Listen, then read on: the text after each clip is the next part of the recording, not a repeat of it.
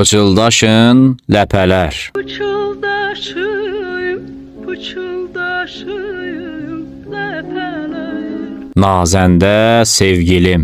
Değdi saçlarıma bahar küleği,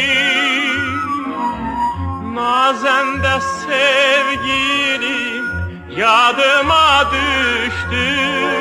Bakılı qız.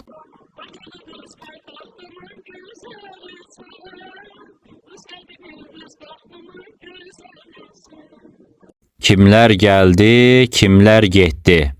Kimler geldi, kimler gitti bu dünyadan, bu dünyadan. Kimi populyar mahnıları bəstələyən bəstəkar necə olur ki, bugün erməni məzarlığında yatır. Hər məsum ölkənin oğru bir